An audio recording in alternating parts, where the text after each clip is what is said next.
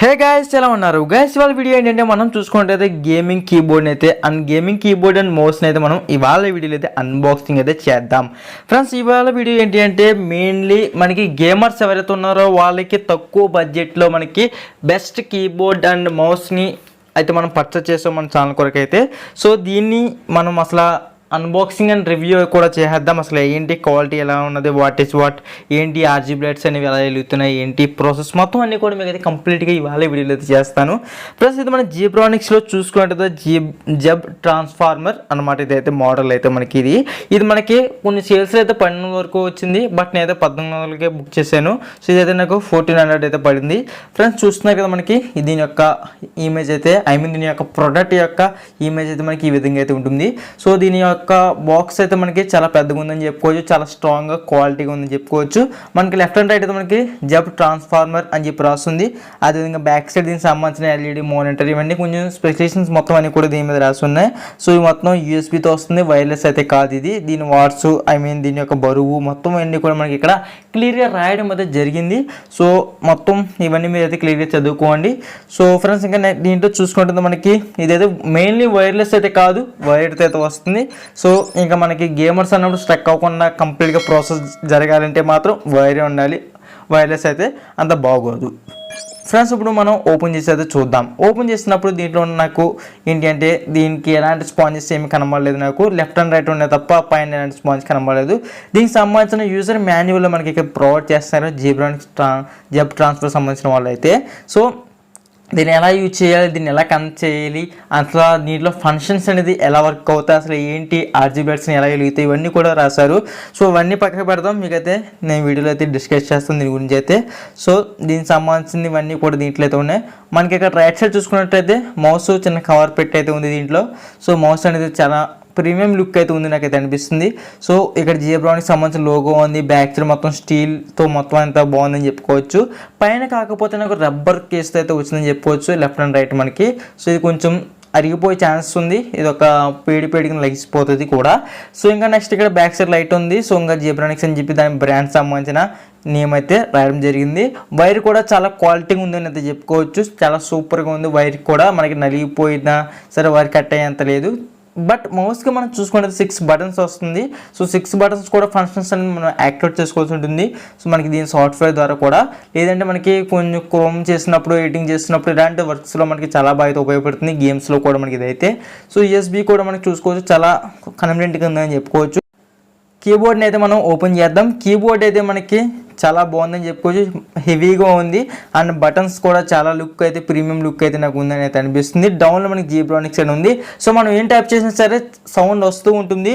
ఇది ఒక plus point అని చెప్పుకోవచ్చు. చాలామందికి అయితే ఇంట్రెస్ట్గా ఫీల్ అవుతూ ఉంటారు ఈ సౌండ్ అని అయితే.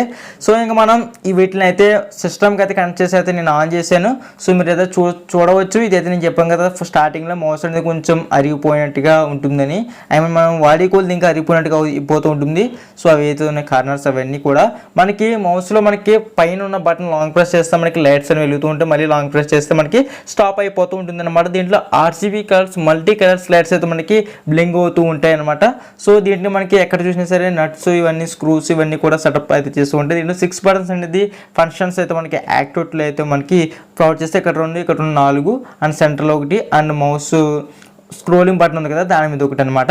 సో టోటల్గా 6 బటన్స్ అయితే మనకి దీంట్లో 6 ఫంక్షన్స్ అయితే దీంట్లో యాక్టివేట్ చేసి అయితే ప్రొవైడ్ చేస్తున్నారు. సో ఇంకా మనం మౌస్ పక్కకు పెట్టి ఇంకా కీబోర్డ్ దగ్గరికి అయితే వద్దాం. ఫ్రెండ్స్ కీబోర్డ్ అయితే మనకి ఇది ఇనుము అయితే కాదు. సో నెక్స్ట్ ఇది ప్లాస్టిక్ కూడా కాదు, అల్యూమినియం టైప్ అయితే ఉంది, మెటల్ కూడా అయితే కాదు.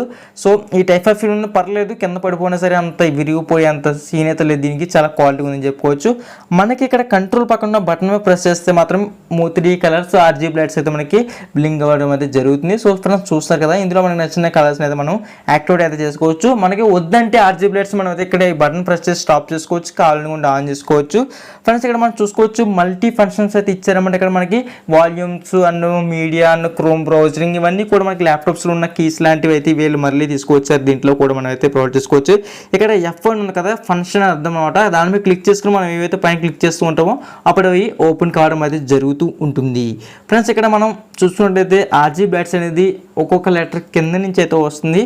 సో ఇది మర్యాద చీకట్లో ఉన్నప్పుడు మన కీబోర్డ్లో లైట్ని యూజ్ చేసుకుని మనం అయితే టైప్ చేయలేము. సో జస్ట్ ఒక షోయింగ్కి అయితే ఇచ్చారు వీళ్ళు, గేమింగ్ ఫీల్ రావడానికి, కొంచెం డిజైన్ లుక్ రావడానికి అయితే. సో ఇక్కడ మనకి ఈ ఆప్షన్ పట్టుకొని ఇక్కడ ఈ లైట్ అప్ అండ్ డౌన్ ఉంది కదా, ఇక్కడ దీని పెట్టుకున్నట్లయితే మనకి ఏదైతే RGB లైట్ సంబంధించిన బ్రైట్నెస్ వస్తుందో అది ఇంక్రీజ్ అండ్ డిక్రీజ్ అవుతుంది. అనగా మనకి ఇది పెరుగుతుంది అండ్ బ్రైట్నెస్ దీంట్లో లైటింగ్ అనేది తగ్గుతుంది. ఒకవేళ కళ్ళకి ఎఫెక్ట్ కూడా తగ్గించుకోవచ్చు, లేదనుకోండి పెంచుకోవచ్చు. ఆ సిచ్యువేషన్ తగ్గట్టుగా మనం అయితే పెంచుకోవచ్చు, తగ్గించుకోవచ్చు అనమాట.